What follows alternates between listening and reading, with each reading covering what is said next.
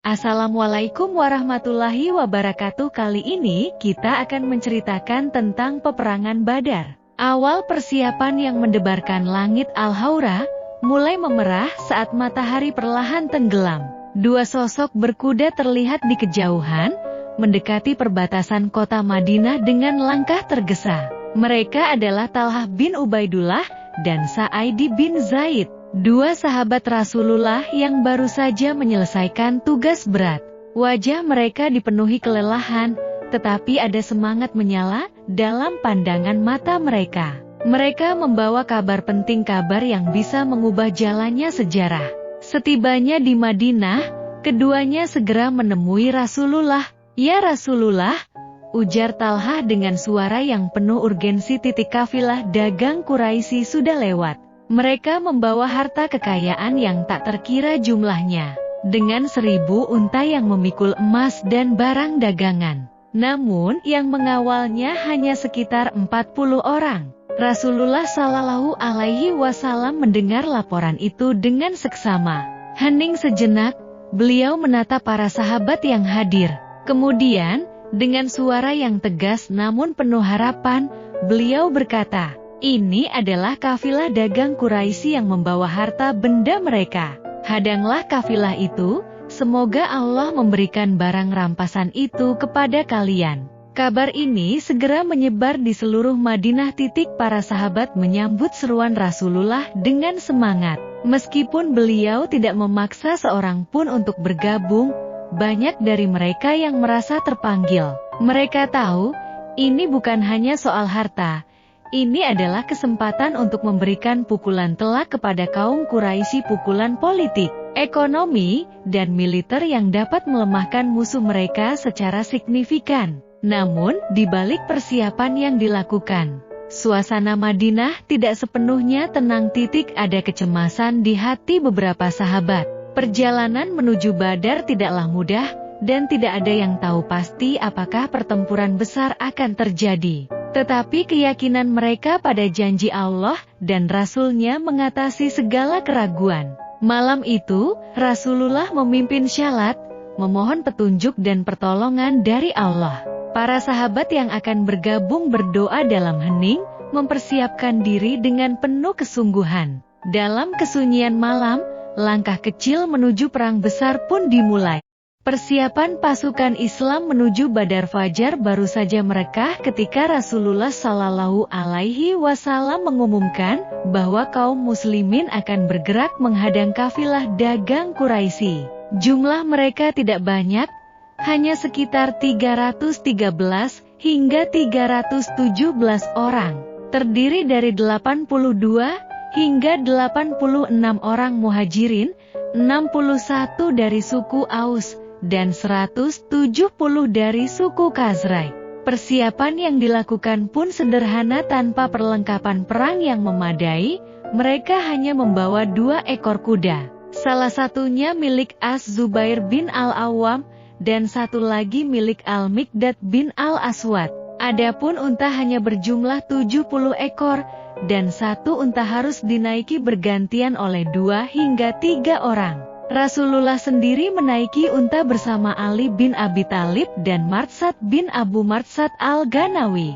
Sebelum berangkat, Rasulullah Shallallahu Alaihi Wasallam menunjuk Ibnu Ummi Maktum sebagai pemimpin Madinah selama kepergian beliau. Namun ketika pasukan sampai di daerah Ar-Rauha, beliau memerintahkan Abu Lubabah bin Abdul Munzir untuk kembali ke Madinah menggantikan posisi Ibnu Ummi Maktum. Persiapan perang mulai tampak lebih serius.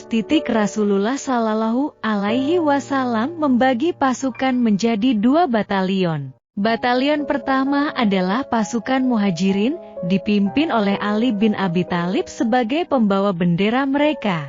Batalion kedua adalah pasukan Ansyar, dengan Sa'ad bin Mu'adz sebagai pembawa bendera. Ab bin Umair menerima bendera putih sebagai simbol komando tertinggi, melambangkan persatuan di bawah kepemimpinan Rasulullah. Strategi perang pun dirancang dengan cermat. Sayap kanan diserahkan kepada Az-Zubair bin Al-Awwam, sedangkan sayap kiri dipimpin oleh Al-Miqdad bin Amr. Dengan 2 kuda yang tersedia, pertahanan garis belakang diatur oleh Qais bin Sasya, memastikan pasukan tetap terjaga dari serangan mendadak. Meskipun sederhana, komando tertinggi sepenuhnya berada di tangan Rasulullah Shallallahu Alaihi Wasallam. Beliau memimpin dengan keyakinan penuh kepada Allah. Meski di hadapan mereka menanti pasukan Quraisy yang jauh lebih besar dan lebih bersenjata. Dengan tekad membara, pasukan Islam mulai bergerak, memulai perjalanan yang akan menjadi babak penting dalam sejarah perjuangan mereka. Perjalanan pasukan Islam dan strategi Abu Sufyan. Matahari Madinah menyinari jalanan ketika Rasulullah memimpin pasukan Muslim menuju Badar. Dengan keyakinan dan strategi matang, mereka tidak memilih jalur utama ke Mekah, tetapi memutar ke arah kanan, melewati Rahakan hingga tiba di As-Safra. Di sini, Rasulullah mengutus Basbas bin Amr dan Adi bin Abu Az-Zaba Al-Juhani untuk mengumpulkan informasi tentang kafilah dagang Quraisy yang menjadi target mereka. Sementara itu, Abu Sufyan, pemimpin kafilah Quraisy, tidak kalah cerdik. Ia menyadari betapa gentingnya perjalanan ini.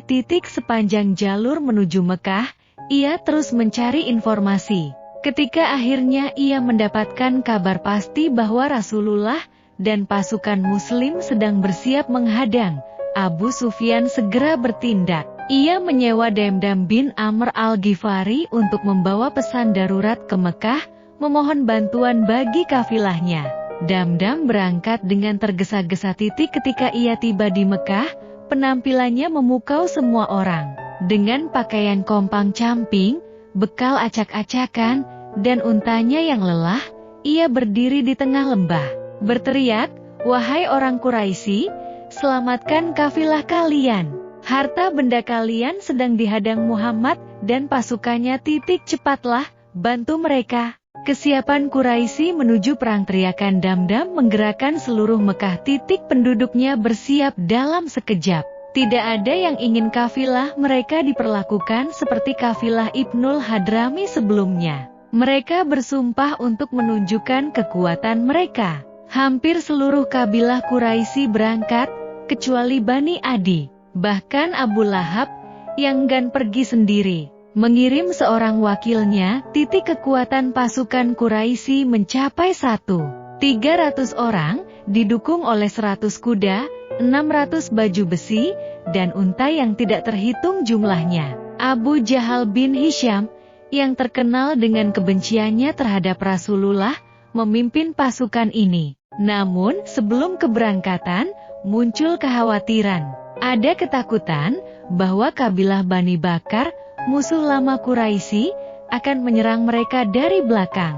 Kekhawatiran ini teredam ketika seorang pria, yang sebenarnya adalah iblis dalam wujud Surakah bin Malik, meyakinkan mereka, "Aku akan menjamin keselamatan kalian dari serangan Bani Bakar." Dengan rasa percaya diri, pasukan Quraisy akhirnya bergerak menuju Badar. Strategi Abu Sufyan dan kebimbangan pasukan Quraisy. Di sisi lain, Abu Sufyan memainkan strategi lain. Ia mengubah rute kafilah ke arah barat, menjauh dari jalur utama yang menuju Badar. Dengan cara ini, ia berhasil menghindari hadangan pasukan Muslim. Ia kemudian mengirim pesan kepada pasukan Quraisy yang sudah sampai di Al-Jufah, mengabarkan bahwa kafilah telah selamat. Kabar ini membuat pasukan Quraisy bimbang. Sebagian besar menginginkan pulang, tetapi Abu Jahal bersikeras, "Demi Allah, kita tidak akan kembali sebelum tiba di Badar. Kita akan berpesta selama 3 hari, menyembelih hewan, minum arak, dan menikmati nyanyian para biduan. Semua bangsa Arab akan mendengar kekuatan kita, dan gentar menghadapi kita." Saran untuk kembali juga datang dari Al-Aqnas bin Syarik, tetapi diabaikan oleh mayoritas pasukan. Frustrasi, Al-Aqnas membawa Bani Zuhrah kembali ke Mekah. Keputusan ini membuatnya dihormati oleh kaumnya. Di sisi lain, Bani Hashim juga ingin kembali, tetapi Abu Jahal memaksa mereka untuk tetap ikut. Akhirnya, Dengan kekuatan yang berkurang menjadi 1.000 orang, pasukan Quraisy melanjutkan perjalanan menuju Badar. Mereka bersembunyi di balik bukit pasir, di pinggiran Wadi Badar, menunggu pertempuran yang akan menentukan masa depan mereka. Hujan di malam Badar malam itu, langit Badar menangis deras. Hujan turun tanpa henti, membasahi seluruh medan yang akan menjadi saksi sejarah titik bagi pasukan Quraisy. Hujan adalah musibah. Tanah basah membuat langkah mereka berat, tenda mereka kebanjiran, dan semangat mereka perlahan surut. Namun, bagi kaum muslimin, hujan itu menjadi berkah. Airnya membersihkan tubuh dan jiwa mereka, menghapus daki-daki setan yang mungkin masih tersisa. Tanah yang tadinya berpasir lembut menjadi padat, pijakan kaki pun lebih kokoh.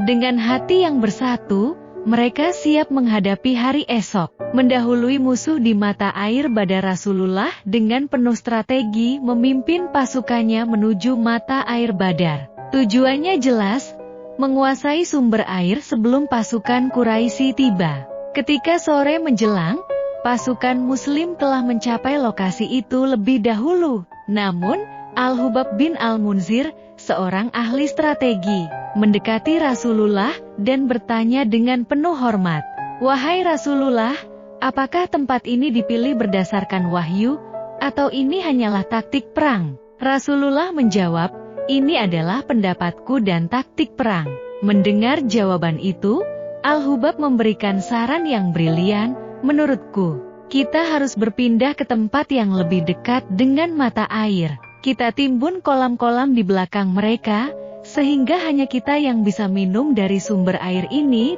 Rasulullah setuju dengan pendapat itu. Pasukan Muslim segera bergerak lebih dekat ke mata air, menimbun kolam-kolam musuh, dan membuat kolam baru untuk diri mereka. Dengan persiapan matang ini, mereka tidak hanya unggul secara taktik, tetapi juga membangun kepercayaan diri yang semakin kuat. Tenda komando Rasulullah ketika posisi pasukan sudah ditentukan. Sa'ad bin Mu'adz, pemimpin dari Ansyar, mendekati Rasulullah dengan sebuah usulan yang bijaksana. "Wahai Nabi Allah," ujarnya, "bagaimana jika kami mendirikan sebuah tenda untuk Anda di tempat yang lebih tinggi? Kami juga akan menyiapkan kendaraan untuk berjaga-jaga. Jika Allah memberikan kemenangan, itulah yang kami inginkan. Namun, jika takdir berkata lain, Anda bisa segera pergi dan bergabung dengan saudara-saudara kami yang tidak ikut bersama kami. Mereka pasti akan melindungi Anda dengan segenap jiwa." Rasulullah terharu mendengar saran itu, dan memohonkan doa kebaikan untuk Sa'ad. Tenda pun didirikan di lokasi strategis di timur laut medan perang. Sa'ad dan beberapa pemuda Ansyar ditunjuk untuk berjaga di sekitar tenda, memastikan keselamatan Rasulullah. Malam menjelang perang dengan posisi yang lebih strategis, sumber air yang dikuasai, dan semangat yang berkobar. Kaum muslimin menghabiskan malam itu dalam persiapan dan doa. Mereka tahu bahwa esok hari adalah hari penentuan, dan mereka telah siap lahir batin untuk menghadapi apapun yang akan datang. Di tengah malam yang dingin, iman mereka menghangatkan jiwa. Mereka yakin bahwa pertolongan Allah akan datang, dan kemenangan sudah dekat. Perpecahan di kalangan pasukan Quraisy malam itu, pasukan Quraisy mendirikan kemah mereka. Ribuan prajurit dengan perlengkapan lengkap beristirahat di bawah naungan malam, sementara kegelisahan membayangi pikiran mereka. Saat pagi tiba, mereka mulai bergerak menuruni bukit pasir, memasuki lembah Badar dengan hati yang berdebar. Rasulullah mengamati gerakan musuh dari kejauhan. Saat beberapa prajurit Quraisy mencoba mendekati mata air yang telah dikuasai kaum muslimin, beliau memberi perintah tegas, "Biarkan mereka. Siapapun yang mencoba mengambil air, kecuali Hakim bin Hizam, menemui ajalnya di tangan pasukan muslim." Hakim selamat dan kemudian menjadi salah satu sahabat Rasulullah. Sering berkata dalam perjuangan selanjutnya, "Demi yang menyelamatkanku di perang Badar." Setelah posisi mereka stabil, Quraisy mengirim Umair bin Wahb al-Jumahi untuk menyelidiki kekuatan pasukan Muslim. Dengan kudanya, Umair berputar-putar di sekitar pasukan Rasulullah, memperhatikan setiap detail. Setelah kembali, ia melaporkan temuannya kepada para pemimpin Quraisy. 300 orang, mungkin kurang, mungkin lebih, katanya serius. Namun, tetapi aku melihat sesuatu yang mengerikan. Mereka datang membawa kematian. Mereka tak punya tameng, demi Allah, tak seorang pun dari mereka akan mati sebelum membunuh salah satu dari kita. Jika jumlah mereka sama dengan jumlah kita, pikirkan baik-baik. Muncul suara-suara yang menginginkan perdamaian. Hakim bin Hizam mendekati Utbah bin Rabi'ah, salah satu pemimpin Quraisy yang dihormati. Wahai Abul Walid, katanya, engkau adalah pemimpin kami. Mengapa tidak kau ambil langkah bijaksana yang akan dikenang sepanjang masa? Pulanglah bersama pasukan kita, dan biarkan urusan ini selesai tanpa pertumpahan darah. Yang hatinya tergerak, aku setuju. Aku akan menanggung semua kerugian dan tebusan untuk sekutuku, Amr bin al-Hadrami. Pergilah, dan sampaikan rencanaku kepada Abu Jahal. Ketika Hakim menyampaikan usulan ini kepada Abu Jahal, sang pemimpin Quraisy itu menolak mentah-mentah. Demi Allah, paru-paru Utbah telah menggembung. Dia pengecut saat melihat Muhammad dan pasukannya. Kita tidak akan kembali sebelum Allah memutuskan perkara ini di antara kita. Abu Jahal juga memanfaatkan kemarahan Amir bin al-Hadrami, saudara Amr yang telah terbunuh. Dengan licik, ia memprovokasi Amir. Sekutumu ingin mengajak kita pulang. Bangkitlah dan tuntut balas untuk saudaramu. Amir yang terbakar amarah berdiri dan berteriak lantang, memicu semangat perang di antara pasukan Quraisy. Utbah menahan diri dengan dingin. Akhirnya ia berujar, kita lihat saja nanti siapa yang sebenarnya pengecut. Provokasi Abu Jahal berhasil mengobarkan semangat perang. Bara peperangan yang menyala di tengah ketegangan antara pasukan Muslim dan Quraisy di medan Badar. Seorang lelaki bernama Al-Aswad bin Abdul Asad Al-Mahzumi maju dari barisan Quraisy.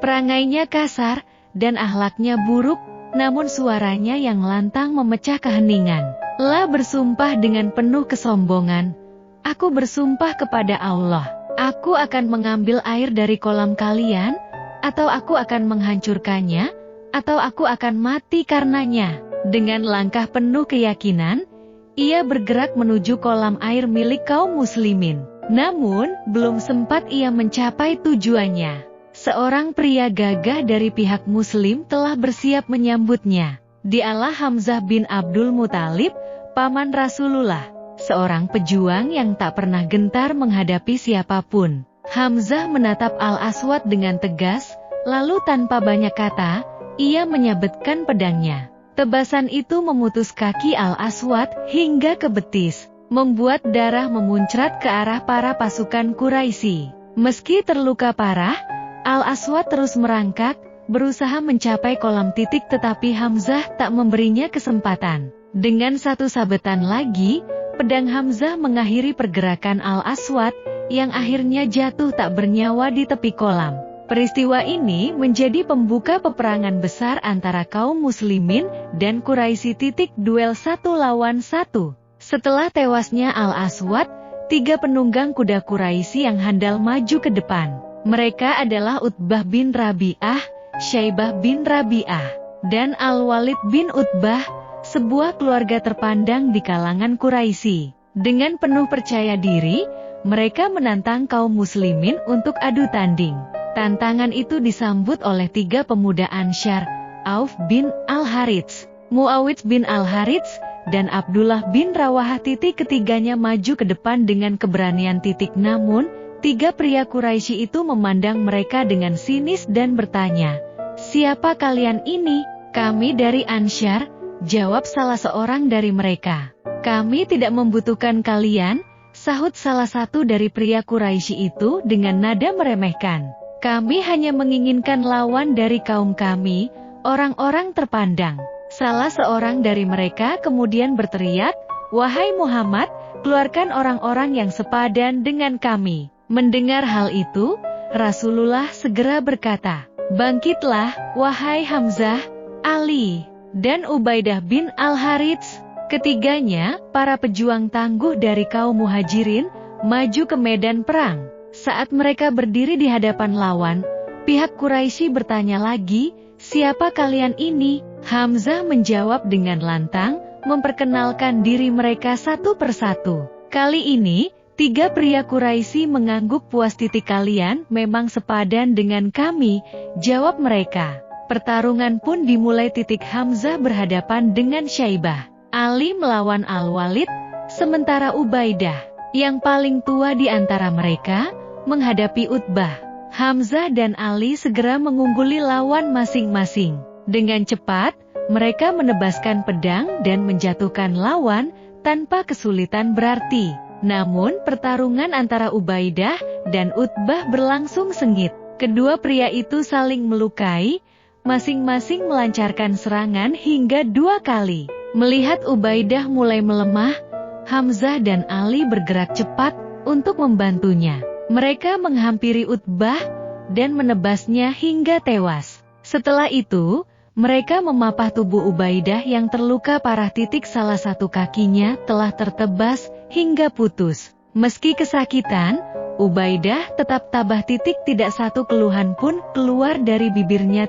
Namun, luka yang dideritanya terlalu parah. Beberapa hari kemudian, di tengah perjalanan pulang ke Madinah, ia wafat di As-Safra. Ayat yang turun kejadian ini tidak hanya menjadi saksi keberanian sahabat-sahabat Rasulullah, tetapi juga diabadikan dalam Al-Quran.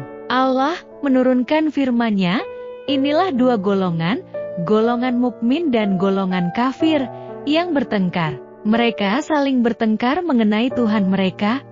Al-Hajj 19. Perang kolosal dimulai setelah duel 1 lawan 1 yang sengit berakhir. Hasilnya menjadi sebuah pukulan telak bagi pasukan Quraisy. Mereka kehilangan 3 penunggang kuda yang tangguh, sekaligus komandan-komandan mereka. Hanya dalam 1 serangan cepat dari para pejuang Muslim. Kekalahan ini membuat amarah pasukan Quraisy membara. Mereka tak bisa menahan kemarahan dan keputusasaan. Dalam sekejap, pasukan musyrik pun menyerbu dengan ganas, menyerang pasukan Muslim secara serentak dan tanpa ampun. Di sisi lain, kaum muslimin, setelah berdoa dan memohon kemenangan serta pertolongan dari Allah, berdiri teguh dalam keyakinan mereka, dengan niat yang tulus dan tunduk sepenuhnya kepadanya. Mereka menghadapi serangan bergelombang dari pasukan musyrik dengan penuh kesabaran. Walau mereka berada dalam posisi defensif, mereka tetap kokoh mempertahankan tempat mereka. Serangan demi serangan datang bertubi-tubi, namun pasukan Muslim tidak goyah. Mereka tetap bertahan dengan penuh keberanian, menangkis serangan musuh satu persatu. Semangat mereka semakin menguat dengan seruan yang menggema di medan perang. Ahad, seruan yang mengingatkan mereka akan keesaan Allah, yang memberi kekuatan untuk menghadapi setiap tantangan. Meskipun pasukan Quraisy terus-menerus melancarkan serangan, tak pernah surut semangat para pejuang Muslim.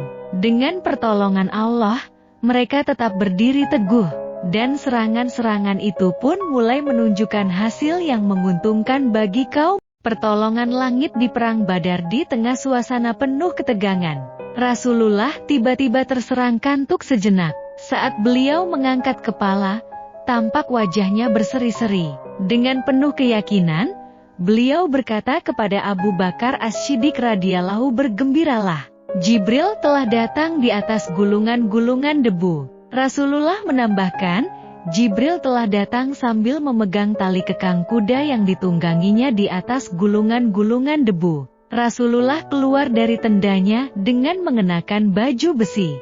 Beliau melompat dari pintu tenda seraya mengumandangkan ayat. Golongan itu pasti akan dikalahkan, dan mereka akan mundur ke belakang. Beliau memungut segenggam pasir, mendekati pasukan Quraisy, dan menaburkan pasir itu sembari berseru, wajah-wajah yang buruk. Tak ada satupun dari pasukan Quraisy yang luput dari pasir tersebut. Tetapi Allah yang melempar. Rasulullah memerintahkan serangan balik. Dengan suara lantang, beliau berseru. Kemudian beliau membakar semangat pasukan dengan berkata, tiada seseorang pun pada hari ini yang berperang melawan mereka dengan penuh kesabaran, melainkan Allah akan memasukkannya ke dalam surga. Rasulullah bertanya, apa yang mendorongmu mengucapkan itu? Tidak ada apa-apa, wahai Rasulullah. Sungguh engkau memang termasuk penghuninya. Al-Umair mengeluarkan beberapa kurma dari kantongnya. Jika aku masih hidup dan memakan kurmaku ini, dengan keberanian luar biasa, tak hanya Al-Umair. Ia bertanya, bila ia menjulurkan tangannya ke tengah musuh tanpa mengenakan baju besi. Auf melepaskan baju besinya, lalu menyerbu ke tengah medan laga hingga gugur sebagai syahid. Bantuan langit semakin terasa. Pasukan Quraisy mulai tercerai-berai.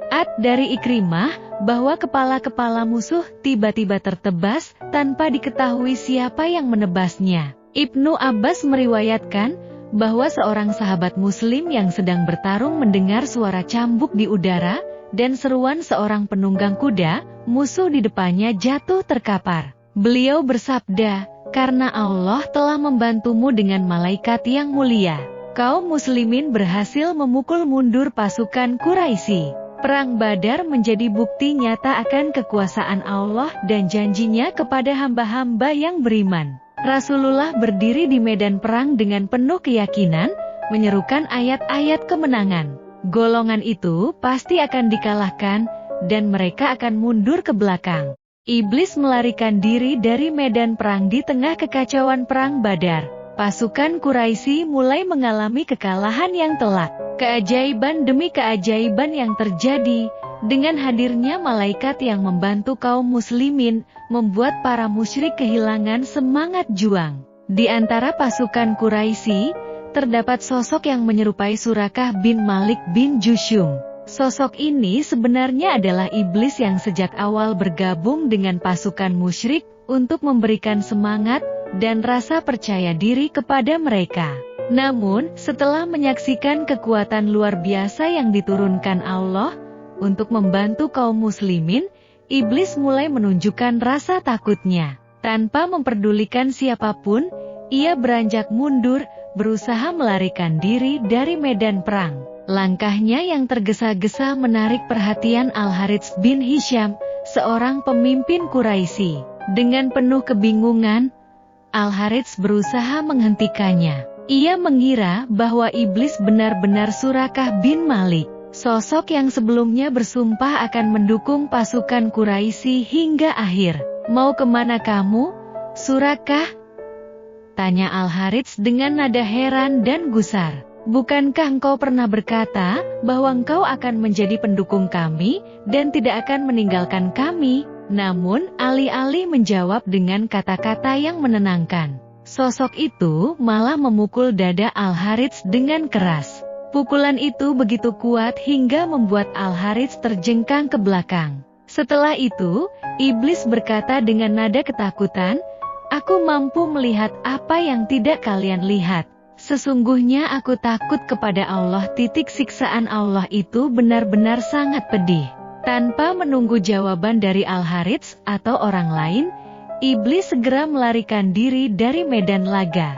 Dengan kecepatan yang luar biasa, ia terus menjauh dari pertempuran, hingga akhirnya menceburkan dirinya ke laut, meninggalkan pasukan Quraisy yang kacau balau dan kehilangan arah. Kejadian itu menjadi salah satu bukti nyata bahwa bahkan makhluk seperti iblis pun takluk di hadapan kekuasaan Allah yang Maha Agung. Keberanian pasukan kaum muslimin yang dibantu oleh malaikat telah mengguncang musuh-musuh Islam, termasuk iblis yang sebelumnya begitu yakin akan kemenangan Quraisy. Sin berpindah ke Abu Jahal, kengototan Abu Jahal di medan perang. Di tengah kekacauan medan perang Badar, Abu Jahal, pemimpin Quraisy yang angkuh, mencoba mempertahankan semangat pasukannya. Ketika ia melihat ketakutan mulai menyelimuti sebagian besar pasukan Quraisy setelah menyaksikan kejatuhan para pemimpin mereka seperti Utbah, Syaibah, dan Al-Walid, ia berteriak dengan suara lantang, penuh kecongkakan, "Janganlah sekali-kali sikap pengecut Surakah membuat kalian menjadi kalah. Sesungguhnya dia terikat perjanjian dengan Muhammad. Janganlah pula terbunuhnya Utbah, Syaibah, dan Al-Walid membuat kalian takut. Mereka sudah mati mendahului kita. Demi Lata dan Uzza, kita tidak akan kembali sebelum dapat membelenggu Muhammad." Teriakannya bergema, tetapi hanya sedikit yang merespons. Pasukan Quraisy mulai kehilangan arah, sementara pasukan kaum muslimin semakin kokoh. Dua pemuda yang mengejar Abu Jahal di sisi lain medan perang. Abdurrahman bin Auf radhiyallahu anhu tengah berada di barisan kaum muslimin. Ia menengok ke kanan dan ke kiri, melihat dua pemuda belia berdiri di sampingnya. Ia merasa khawatir atas keselamatan mereka, mengingat usia mereka yang masih muda. Salah satu dari pemuda itu mendekat dan berbisik kepadanya, "Wahai paman, tunjukkan kepadaku siapa yang bernama Abu Jahal." Abdurrahman terkejut mendengar permintaan itu.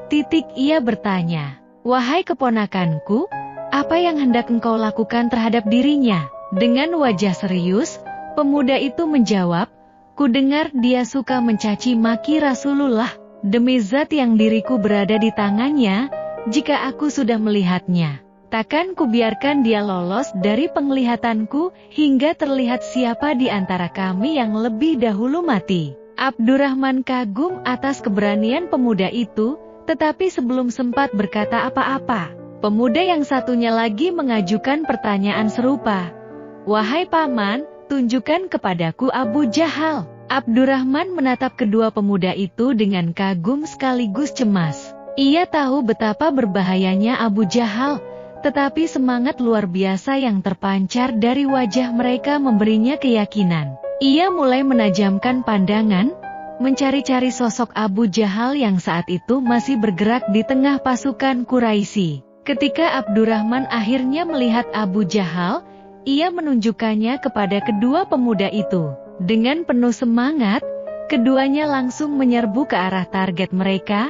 tanpa sedikit pun rasa gentar.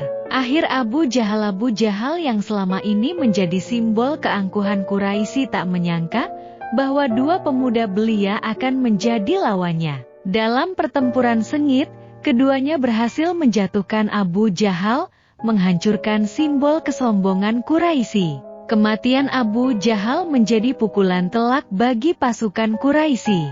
Semangat mereka yang sebelumnya goyah kini runtuh sepenuhnya. Kekalahan mereka di Perang Badar menjadi awal dari kehancuran kedudukan mereka di antara bangsa Arab.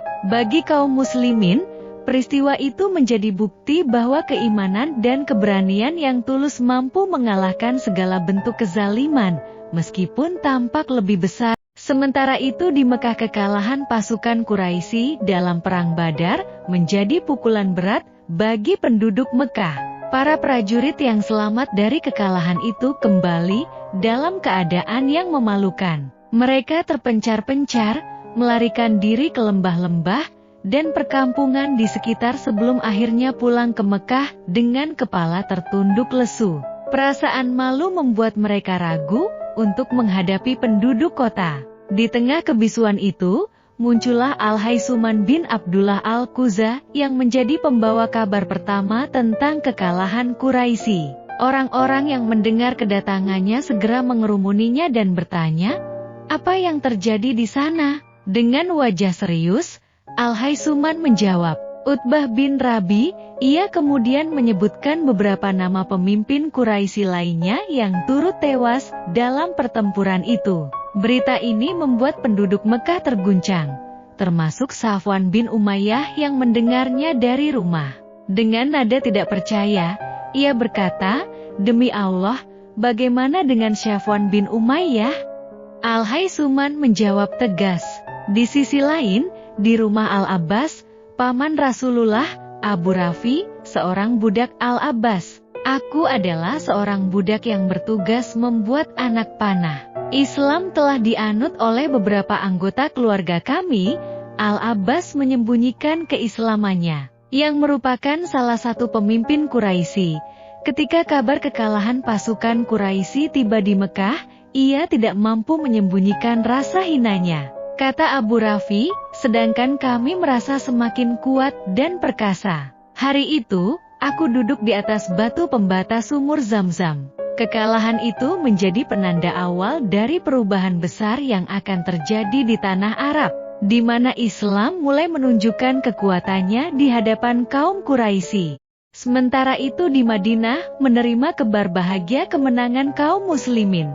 Kabar kemenangan kaum muslimin dalam Perang Badar segera sampai ke Madinah, membawa kegembiraan yang tak terlukiskan. Rasulullah, setelah memastikan kemenangan telah nyata, mengutus 2 orang untuk menyampaikan berita gembira ini kepada penduduk Madinah, agar mereka ikut merasakan kebahagiaan. Abdullah bin Rawahah diberi tugas untuk menyampaikan kabar tersebut kepada penduduk yang tinggal di dataran tinggi. Sedangkan Zaid bin Haritsah menuju ke penduduk di dataran rendah. Namun, sebelum kedua utusan tiba, isu-isu buruk sudah tersebar di Madinah. Orang-orang Yahudi dan kaum munafik mulai menyebarkan desas-desus bahwa Nabi Muhammad telah gugur dalam peperangan. Ketika seorang munafik melihat Zaid bin Haritsah datang menunggang unta Rasulullah yang terkenal, Al-Kashwa, ia berteriak lantang, "Muhammad telah terbunuh.